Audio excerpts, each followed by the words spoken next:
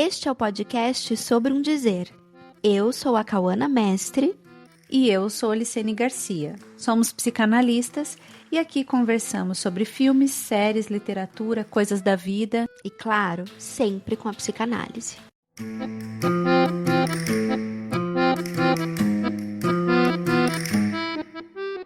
O luto é uma perda verdadeira, um buraco no real, diz Lacan.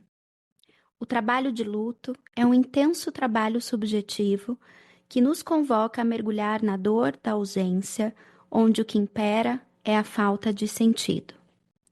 É um trabalho onde precisamos recorrer a todas as ferramentas simbólicas e imaginárias que temos para tentar contornar o vazio que se escancara como um enorme abismo, onde nos vemos confrontados com a insuficiência do significante em encontrar uma resposta para a realidade da morte. Nos deparamos com a radicalidade da solidão e seu impossível, o que nos permite pensar que o trabalho do luto seguirá os passos do encontro primordial com a linguagem, onde restará a cada um a escrita de um saber fazer frente a essa realidade.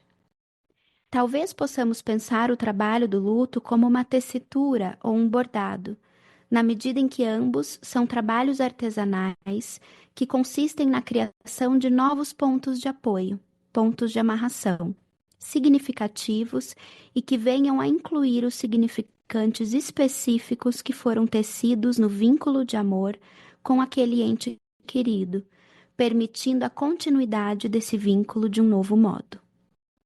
Ainda que seja uma travessia solitária, não se faz tal tessitura sem os rituais e os significantes oferecidos pelo outro e pela cultura. As cerimônias de despedida e de constatação da morte que nos ajudam nessa travessia. O luto, nas palavras de Lacan, é aquilo que só podemos pagar com nossa própria carne e nosso sangue, mas também pode ser um tempo fértil de encontro com o mais íntimo e singular que nos habita. Como Ernesto Anzalone disse uma vez, o trabalho do luto nos relança em nossa posição desejante, por isso também nos confronta com a posição ética que assumimos diante daquilo que enlaça a vida. Uma travessia que inclui o tempo necessário de elaboração para cada um, relembrando o bordado que ponto a ponto se faz, para a produção não de uma obturação do vazio, mas de um contorno que inclua o vazio. Ainda que de tempos em tempos, como todo trabalho artesanal, seja preciso ajustar os pontinhos que insistem em sair do lugar. Bom, hoje contamos com a participação do Ernesto Anzalone, que é psicanalista, membro da Escola Brasileira de Psicanálise e da Associação Mundial de Psicanálise, doutor em Psicologia e Estudos Psicanalíticos pela UFMG e coordenador do programa Transmissão Lacaniana do Psilax da UFMG. Seja bem-vindo, Ernesto. Estamos muito felizes aqui em ter você conosco hoje. Voltou. Obrigado pelo convite. Bom, acho que no próprio texto, né, a gente se refere a você, então acho que talvez a pergunta para abrir um pouco a discussão é como pensar essa dimensão do luto enquanto isso que reabre para a posição desejante. Como que você pensa isso para a gente dar um start na conversa? Antes de voltar a falar do luto, porque vivemos uma época na qual justamente parece que o processo do luto ficou um pouco excluído do campo do social. O auge do que chamado sintoma depressivo, as depressões e tudo isso marcam justamente uma dificuldade de fazer o luto, de fazer o trabalho. O Freud já se refere um pouco a isso naquele Luto e Melancolia, 1917, porque ele vai perceber que, a partir da Primeira Guerra Mundial, digamos, o luto ficava excluído do espaço público. Foi pouco a pouco ficando excluído. De fato, isso foi crescendo com a época. Se vocês pensarem que no DSM-5, se você passar, eu acho que era mais de 3 ou 4 semanas numa posição sofrente pela perda de um familiar querido, já é considerado um luto patológico. Então é interessante como não há lugar para elaborar a perda no mundo de hoje. E como isso marca o momento no qual essas tristezas, essa coisa que parece nunca acabar, está falando de um momento no qual os sujeitos não conseguem abrir mão desses objetos perdidos. O luto pode se referir tanto a uma pessoa física, a uma relação amorosa. Todos nós passamos por um luto que é intrínseco da vida, que é o luto da nossa infância. Todos nós temos que elaborar esse luto. Todos nós temos que elaborar e se perder esse lugar. E parece que é interessante isso, porque se trata das perdas e como lidamos com as perdas em nossos dias. Como a cada vez parece mais difícil para sujeitos soltar algo. Fazer o trabalho de luto, isso já dizia Freud, é um processo no qual vamos relembrando e nos desfazendo, deixando ir esse objeto. Por que é importante se deixar ir esse objeto? Porque é a única forma, de alguma forma, de deixar espaço para algo novo. O Freud também dizia isso, eu acho que no texto sobre a transitoriedade, que ele vai falar justamente da dificuldade dos sujeitos de soltar isso e que isso implicaria que o luto, esse processo de soltar, permite encontrar novos objetos, inclusive ele vai dizer algo de recuperar a alegria de viver.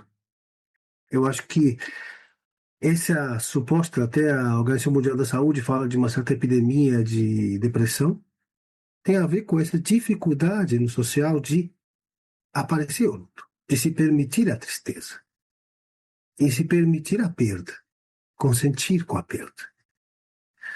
Pode parecer estranho, mas justamente o ponto aí é a dificuldade dos sujeitos de consentir com essa perda, de deixar ir esse objeto. E que isso vai motivando justamente que isso que falta no espaço público, muitas pessoas vêm a procurar uma análise. Às vezes os sujeitos chegam para elaborar um luto de 10 anos atrás, que não foi elaborado no momento. E poder perceber isso, perceber que é possível deixar esse objeto. Senão ele fica fixado. O sujeito fica sempre na posição do sofrente, né? O luto, então, nos permite, o Freud tinha aquele exemplo maravilhoso da ameba, né? Que o objeto, tirar a energia de um objeto e colocá-la em outro.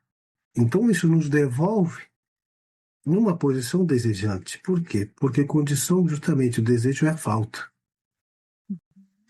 É preciso a falta.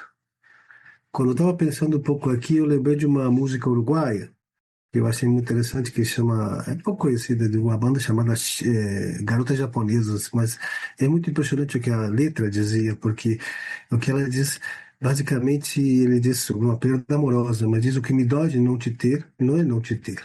O que me dói é a ausência de mim, quando você estava. O que me dói não é sua falta. O que me dói é a minha. E, em certa maneira, isso entra no pouco que o Freud dizia, que a perda de alguém, a perda de algo, implica uma perda de um pedaço de nós mesmos. E é o que, pelo menos eu tenho constatado clinicamente, os sujeitos têm cada vez mais dificuldade de perder. Perder algo deles mesmos, para deixar lugar a algo novo. Então esse é o ponto digamos, de devolver a posição desejante. A condição do desejo é a falta. E nesse mundo onde não se permite faltas, onde todos temos que nos entupir de objetos o tempo todo, parece que não podemos perder nada. Um pouco isso. Sim, e eu achei muito bonito, assim, isso que você trouxe, né? É, e eu e a Licene, a gente conversa muito sobre o luto, porque nós duas enfrentamos, né, lutos em tempos é, é, muito perto, assim, um do outro. E eu experimentei, né, quando eu perdi meu pai, eu experimentei primeiro, né, uma coisa muito avassaladora, assim, como se o chão se desfizesse, né, diante de mim. E aí precisei trabalhar muito esse luto. Foi um o período mais difícil da minha vida, sem dúvida. Mas depois, e eu já conversei muito disso com a Ali, é como se, por já ter encarado o pior, aquele pior que eu tanto temia, é como se um mundo novo se abrisse sem um medo que para mim era muito presente, que era o medo de perder. E eu me lembro de uma constatação que eu fiz, assim, isso 1 ano, 2 anos depois, né, da morte do meu pai, de que, na verdade, eu não tinha perdido meu pai, porque o meu pai, agora sim, eu teria para sempre, né, esse pai que se inscreveu em mim. Então, assim, como, né, escutando você, eu estava pensando que hoje o que eu escuto também na clínica é uma imensa dificuldade, né, diante da falta e que aí se inscreve justamente como uma impossibilidade de atravessar o que é difícil, né? Porque o que demanda o encontro do sujeito com a falta, que é esse trabalho realmente, né, de luto, que é um trabalho subjetivo intenso, se coloca como impossível numa realidade em que a gente está o tempo todo, assim, a gente assiste, né, a proliferação, na verdade, do prazer, né? Então é prazer o tempo inteiro. A gente precisa estar sempre sentindo prazer e essa coisa do bem-estar, né? Como um produto que se vende. Então realmente é difícil a gente escutar um trabalho de luto com a intensidade que ele merece, né? Que é esse trabalho do qual Freud fala em Luto e Melancolia, numa cultura extremamente imediatista, porque isso a gente precisa contar com o tempo, né, Ernesto? Não existe luto sem tempo também, né? Eu acho que esse que você traz é importante, porque justamente todos passamos por lutos, e a questão eu acho que foi dizer algo assim como que as pessoas amadas são como um pedaço de nós, são como uma certa propriedade interior que a gente perde, mas que é preciso de alguma forma essa perda no real, reconstruí-la, reconstruir a trama, justamente, no simbólico, poder falar disso, poder elaborar disso. O que parece muito difícil nessa época na qual tudo passa por uma pílula. Em lugar das palavras, olha, toma esse antidepressivo que você vai estar melhor. E não há lugar à tristeza, não há lugar ao trabalho de luto. Justamente nessa certa utopia da felicidade que tem se criado no social, em que parece que o contrário da felicidade já é a depressão, a tristeza já deixa de ter um lugar como sentimento.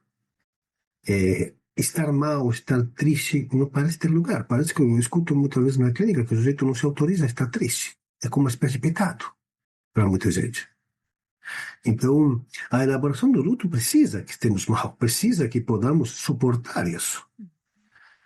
E sem ter que escondê-lo, sem ter que tampá-lo, com todos os efeitos. Não estou atacando o uso da medicação, mas às vezes, justamente, é preciso poder suportar esse estar mal. É preciso poder suportar e elaborar isso que aconteceu. E não tampá-lo, não escondê-lo, não esquecê-lo. Às vezes se acredita que o jeito de superar um luto é esquecê-lo. E é a sociedade atual. A sociedade tem que esquecer tudo que incomoda. Tem que eliminar tudo que incomoda. É como aquele filme, como é que chamava, que esquecia as lembranças todas da ex, totalmente. Era um... Brilho eterno de uma mente sem lembranças, é isso, né? Isso. Isso era uma forma de não fazer luto. O jeito simplesmente, ou tinha outro, um capítulo, eu acho, do Black Mirror. Essas séries, esses filmes sempre nos mostram algo do contemporâneo, né? E tinha um capítulo do Black Mirror que o marido falecia e ela conseguiu um robô que era igualzinho ao marido. Então, nós vemos como o social e a ciência empurra justamente aos sujeitos não poder elaborar. Mas também tem a ver com Cultura que cada também. vez... A Uhum. série, né? Você falou que justamente ele recorre ao procedimento, né?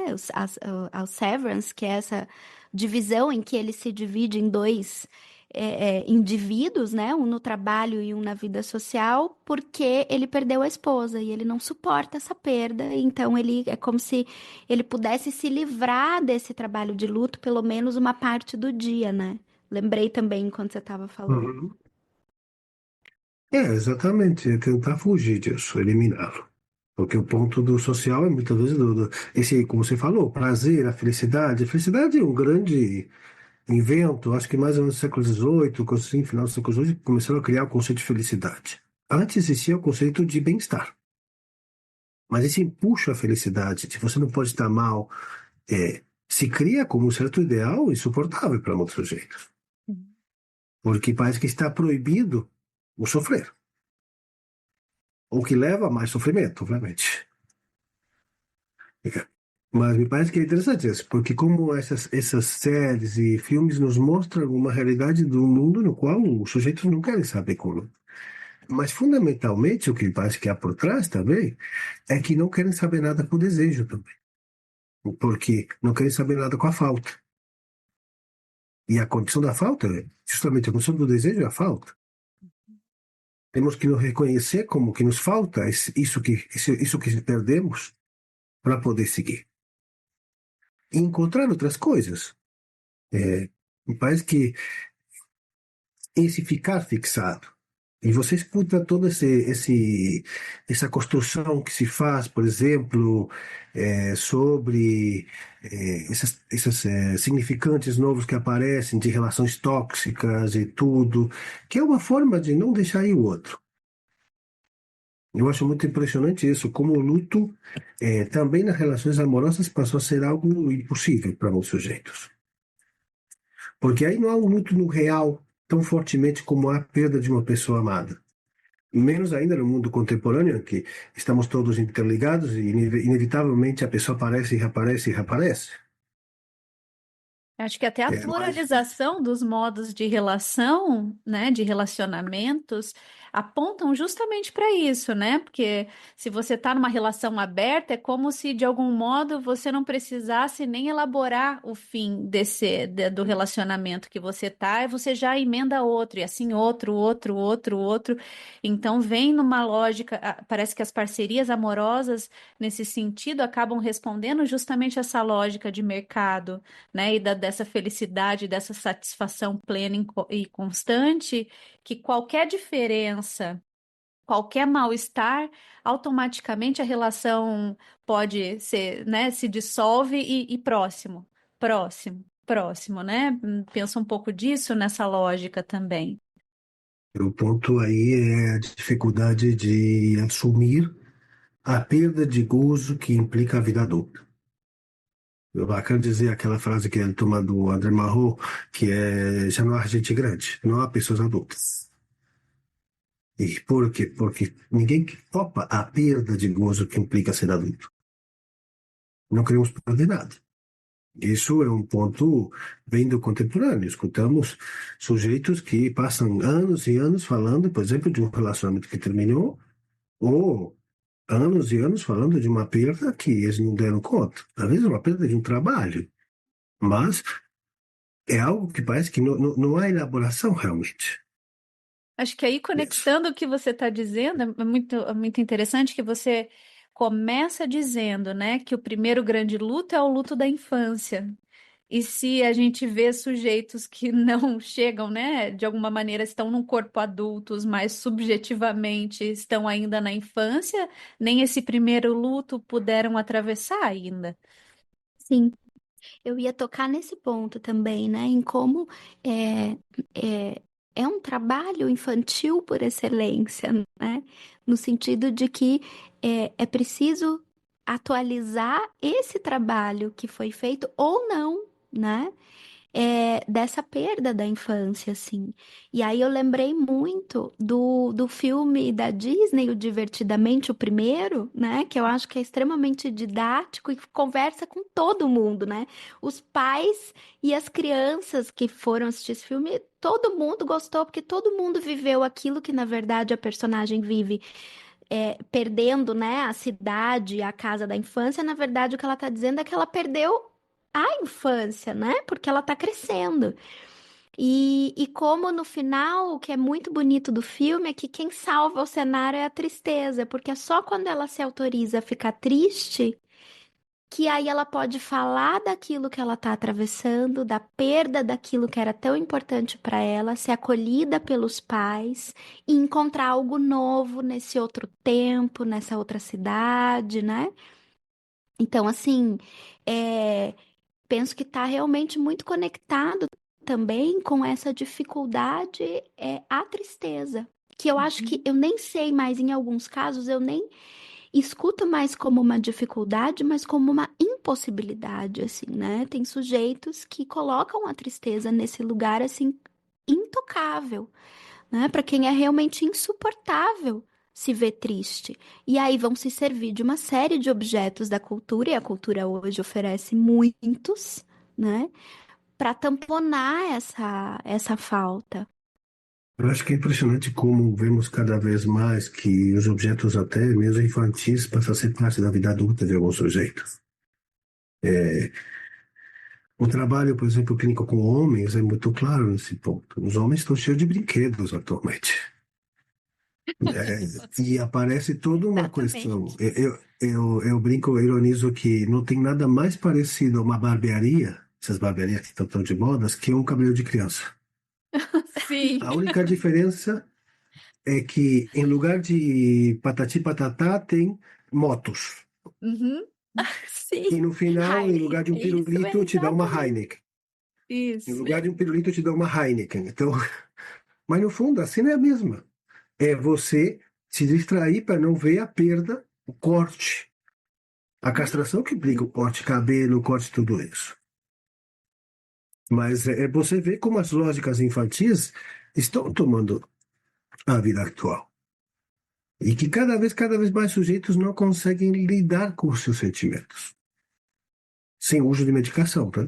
Porque é impressionante, desde a Ritalina, os reguladores de humor, todas as medicações que são feitas para regular, o sujeito regular seu próprio sentimento, o que ele sente, os afetos, aquilo que diretamente nos afeta o corpo. Porque me parece que a grande questão contemporânea está sendo cada vez mais o corpo, o sujeito tem com o corpo.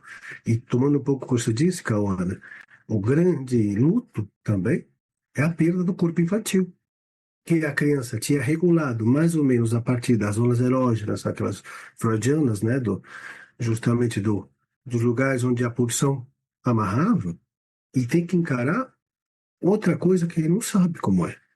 É aquilo que em Lacanês chamamos de não relação sexual.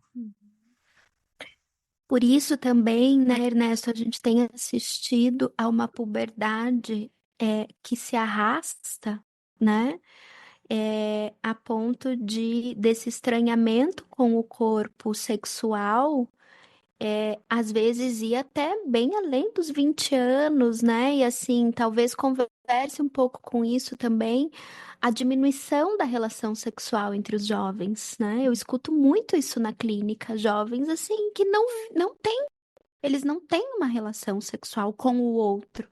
E não tem interesse nisso, né? É um Sim, certo isso é o que um chama atenção, é uma afastamento. coisa de uma indiferença, né? Esquerda, que já, a gente, na psicanálise já tínhamos começado a ver, tanto no Japão, nos Estados Unidos, a perda das relações sexuais em geral, inclusive entre casais, há uma diminuição, inclusive da taxa de natalidade, que implica, eu lembro uma entrevista a um japonês que eu achei muito interessante, porque existiam umas cabines sexuais lá, que eles preferem essas cabines, porque eles diziam uma frase muito importante, eles diziam, o prazer do outro é muito complicado, então eu prefiro ficar só com o meu. Ou Meu seja, ponto estar por no aí. encontro, né, com outro corpo, Exatamente, coloca a dimensão do corpo que você está né, apontando. Estar diante de um outro corpo também coloca o estrangeirismo que é habitar o meu próprio corpo, né? Então, daí que vem, acho que boa parte disso que a gente vai enodando aí, né? Que o luto também carrega aí poder, né? Reorganiza o corpo de algum modo, né? Com essa amarração novamente. Então, se isso fica perdido, né? Tudo de algum modo começa a ruir, assim, a não funcionar. O luto reorganiza, né, as satisfações do sujeito. Agora, o sujeito tem que lidar com uma perda.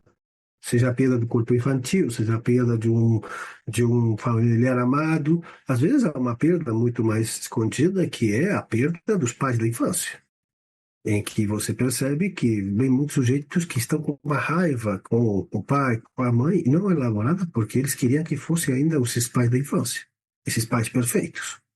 E a vida adulta implica também a perda desse lugar. E que não é que você perdeu seus pais, é que perdeu aqueles pais. E a dificuldade é elaborar simbolicamente, porque um pouco o que a Kawana apontava, falando da sua perda, é da importância de elaborar isso simbolicamente, de amarrar essa perda no real. Quando a gente chega, por exemplo, num relatório, te diz não há palavras. Que não há. Não há palavras que recubram uma perda real. Sim. Depois a gente vai amarrando aos poucos isso na nossa história, escrevendo algo disso. E esse é o processo que falta nos dias de hoje. Por isso muitos sujeitos ficam nesse momento dessa tristeza infinita, né? Que não é a elaboração dela. E que tampona ela com medicação. Ou tampona ela com é, diferentes produtos e coisas que eles acham que vão encontrar felicidade aí. Bom, acho que a gente falou muito claramente de que existem muitos lutos, não unicamente esse luto do qual a gente, às vezes, né, a gente associa, tende a associar, né, no senso comum, luto à perda de um ente querido. Mas, falando sobre essa perda, né, mais especificamente, você acha, né, a gente estava, eu e a Licene discutindo e pensamos em te fazer essa pergunta. Você acha que quem passou por uma perda, né, e por um trabalho de luto grande, intenso, escuta isso diferente? Consegue escutar a imensidão do que é esse trabalho melhor do que alguém que não passou por isso?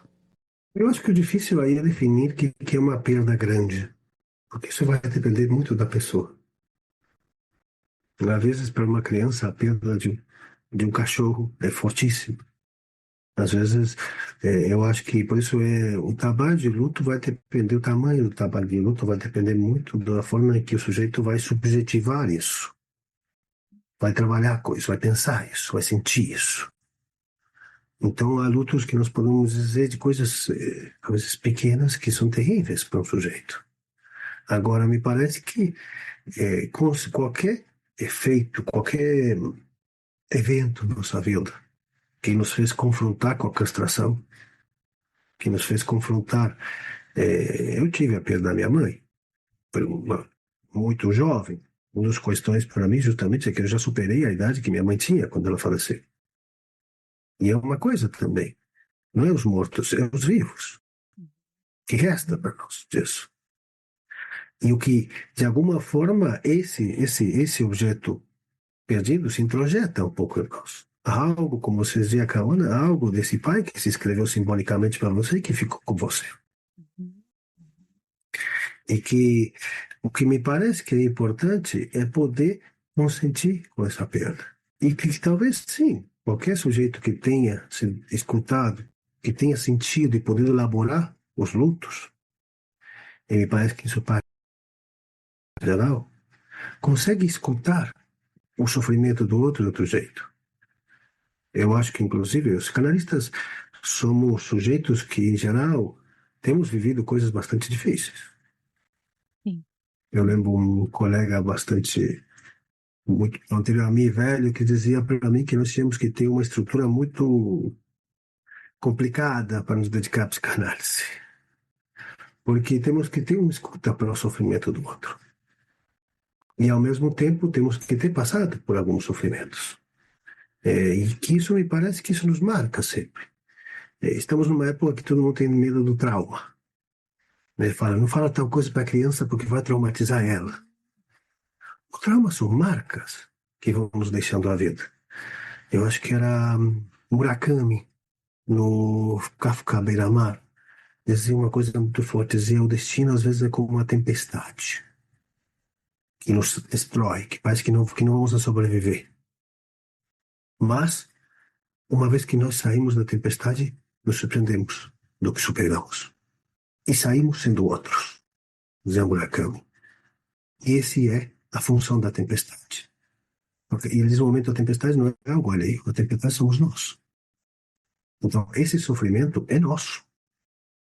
Não é do outro. É nosso. A tempestade de ser outros. Por isso, esse ponto, vocês começaram com a frase, essa que eu tinha dito, que uma frase do Lacan, um pouco, que é que o luto nos devolve a condição de desejantes. Depois que atravessamos o processo de luto, somos outros. Ainda bem. Depois da tempestade. Depois da tempestade. Mas não chega o depois da tempestade sem passar pela tempestade, né? Achei muito bonita essa citação que você trouxe, porque é curioso que ele coloca aí o destino como a tempestade, mas a tempestade é a contingência. Então, o destino como a própria contingência da vida, né? E nós somos a contingência. Exato, né? Porque estar no mundo, estar na vida, estar vivo é ser contingente. A gente não sabe o que vai acontecer e é depois do acontecimento que se pode fazer alguma coisa, né? Quando a gente não espera o depois, às vezes não dá mesmo para fazer nada. Ou quando a gente tenta evitar, né? Quando a gente tenta evitar o depois, né? E ficar prolongando isso, que é inevitável, é preciso. Em algum momento você vai se confrontar com isso que você tenta evitar. E acho que, de algum modo, a contingência está aí, né? Ela nos confronta com isso. De fazer uma invenção a cada vez, né, que ela aparece, ou inventar uma outra saída, ou repetir. Então a gente está sempre, a contingência de algum modo marca aí, né? Você vai se confrontar com isso, vai ter a coragem de enfrentar isso, ou você vai repetir, né, isso sempre de um mesmo modo, assim. Eu gosto de pensar, né? Eu gostei dessa ideia da tempestade, mas também de uma travessia de um deserto, né? Que é isso, você atravessa, né? Esse momento de muita aridez, mas que permite que você encontre ali, né? Não uma outra coisa, mas um saber fazer diferente com isso que veio antes. Eu acho que o importante é se sair da lógica de podemos fugir disso, ou vamos passar ótimo, vamos lá, eu vou dar conta, que é muito contemporânea, e poder assumir que fazemos o que podemos. Fazer o que se pode com o real é o que nos resta. É lidar com ele e inventar, como você disse, inventar algo com isso. Eu acho que é o Antônio Teixeira que fala das gambiarras. Inventar as gambiarras possíveis ante o real. E seguir. O que nos permite inventar novas, geralmente, justificações a nosso ser, justificações a por que estamos fazendo a viver, por que fazemos as coisas que fazemos. Eu acho que o luto nos permite mudar um pouco o que seria essa orientação de por que justificamos. Então, o tempo todo estamos nos justificando, dizendo, eu estou fazendo por tal coisa, de mudar isso. Invenções novas nos permite.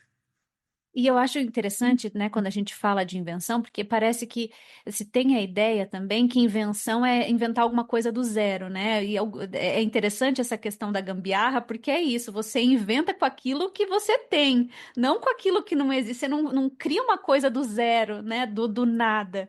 Você cria a partir das experiências, das marcas e de tudo que veio antes. É com isso que a gente inventa alguma coisa na vida.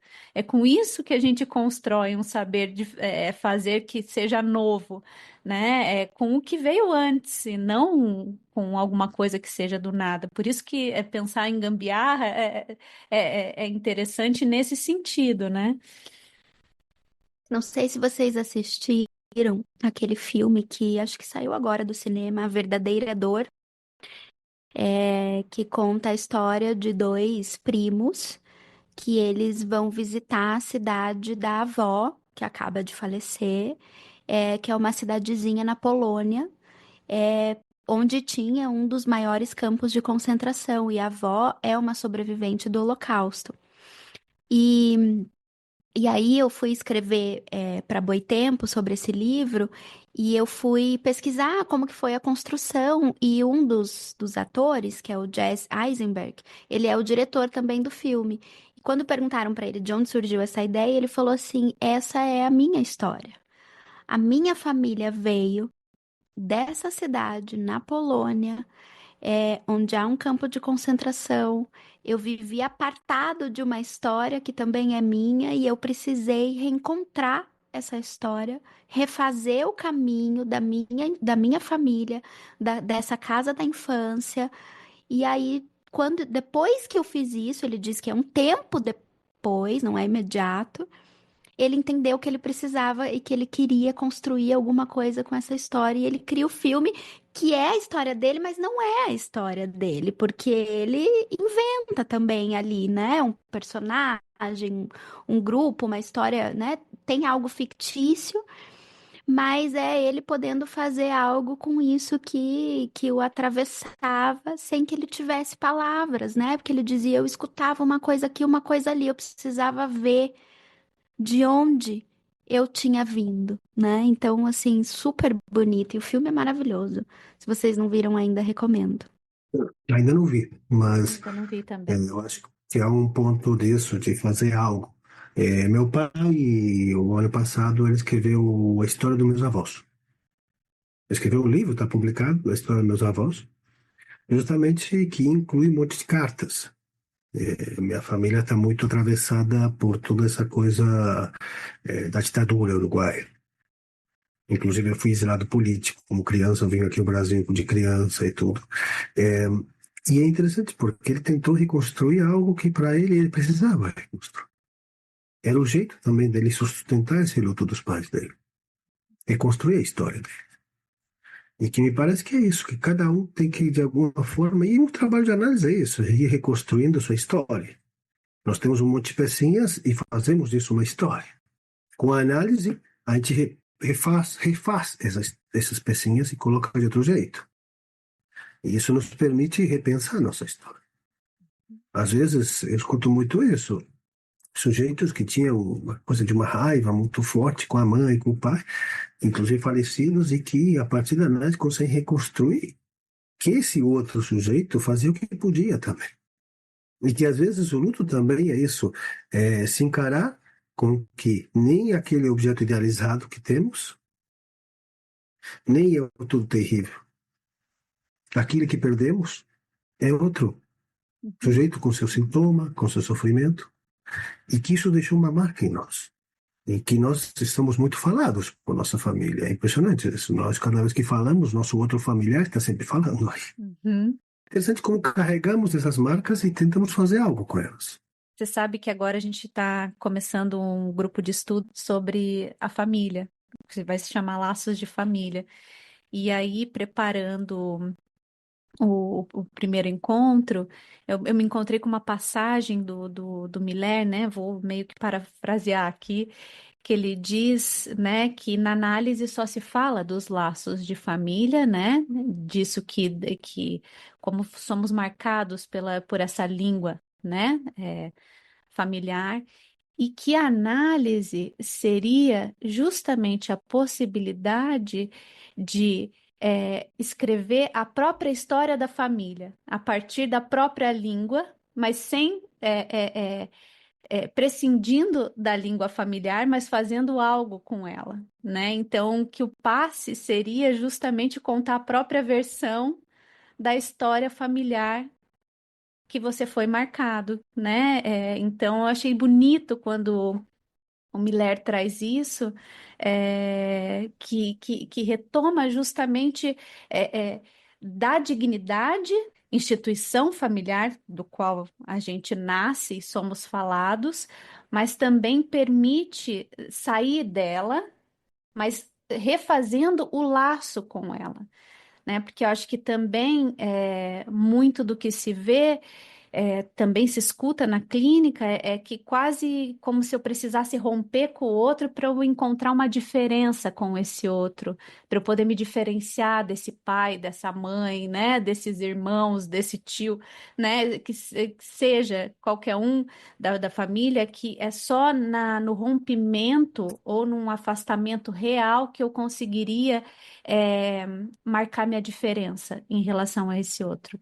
E acho que o que fica muito evidente é que, justamente podendo fazer alguma coisa com isso, se pode retomar o laço com esses outros familiares, né? Sem jogar fora tudo isso que vem E tem antes. também o avesso, que é uma coisa também bem contemporânea, que é de a ideia de que para honrar pai e mãe, né, para honrar a família que nos antecede, a gente precisa seguir o destino, repetir, Isso. né, ou tudo fazer e tudo aceitar. E como é importante essa citação que você traz do Miller, como ela desliza da citação do Lacan, né? É preciso prescindir do pai com a condição de servir-se dele. Isso. Aham. Uma frase que eu acho que resume muito bem o que é esse trabalho, né? De não sem a família, mas além dela. O trabalho do luto, né? Esse Exato. é o trabalho do luto. Mas tem um efeito de desfamiliar, dizer, Isso. justamente, é você deixar de ser, ou, isso escutamos como isso marca, ou o filho dos olhos da mãe, ou o pior de todos. Então o sujeito se sair dessa cena na qual ele está sempre preso no olhar desse outro familiar, é fundamental para ele se encontrar. Certo luto disso, porque é uma posição que o sujeito gosta demais. De, minha mãe nunca me quis, ou como é que fala, agora está de moda a mãe narcisista. Exato. Sim, sim.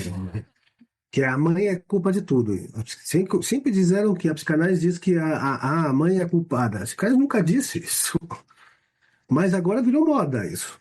Mas é preciso entender esse ponto de permitir o sujeito também se sair se desfamiliar e permitir sair desse lugar que a família colocava ele. Para poder encontrar um lugar próprio. Às vezes é uma resposta justamente, se incluir na família de outro jeito, que é diferente do que colocaram ele. Eles desfazendo um pouco daquilo que o Freud chamava de romance familiar. Sim. Talvez tirando o romance do familiar, né? Incluindo uma certa infamiliaridade nisso que sempre soou, né? Como infamiliar. Aham.